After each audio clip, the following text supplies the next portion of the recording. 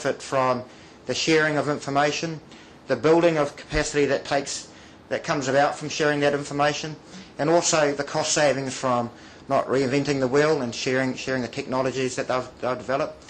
So we certainly focus on that, and we bring together a number of our administrators, you'll see at the bottom there, to talk about RMS and about some of our products and about also their wider ICT approaches.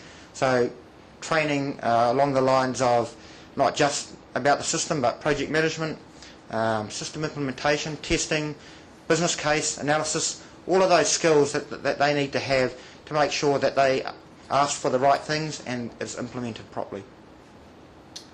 We have a modular approach. Again, we have a core code set, but we have modules that we can tailor or customise specifically for those clients in such a way that it's not a barrier for those clients to receive upgrades or new enhancements from the wider product.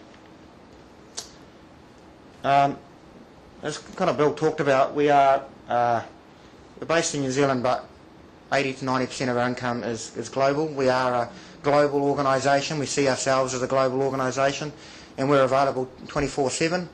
We have an issue tracking online tool where clients will log changes or issues that they're having.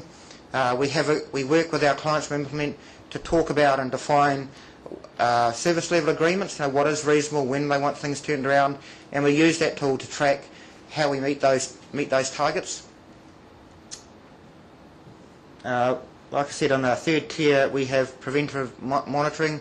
We have remote access to all our clients. Our staff log on a regular basis, check service security database, database health, whole range of things to ensure that the system is running well. And I think in the 6 or 7 years that I've been involved, I can't remember that there's been any major outage for our clients. I talked a little about the last bit, which is this complementary administrator training. We take the key administrators from our countries, we bring them together generally in New Zealand. We talk about wider ICT work. We actually get a lot of feedback about our own product and the way that we support it, and it's a really useful tool not only for them but for us as well.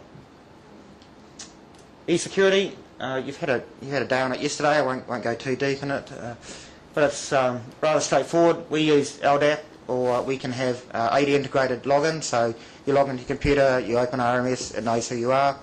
RMS can also manage its own security, and it has all the same policies that you can put down through AD about password security, complexity, etc. We're very strong on role-based security. Again, like LDAP, you create business roles, you assign permissions based on those business roles. Bill will probably show you a little bit of that, which is, it's all totally configurable. You can create your own roles and assign those permissions. Segmentation of taxpayers, I guess that shows that we can secure or provide permissions at a data level, at a line-by-line level. We have VIPs or the different large taxpayer units where certain groups of users can see those. Are the only ones that can see those clients. Infrastructure hardening. When we implement, we go through a process where we harden the firewalls and the servers and the network to prevent attacks. So that's pretty much just shutting down non-essential services, closing ports, etc. And we do regular checks, like I said, to ensure that that remains the case.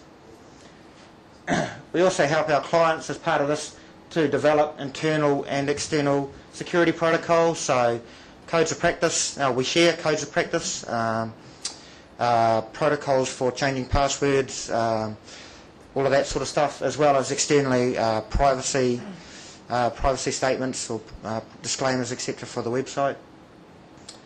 Regular security audits, so I've got ahead of myself a bit.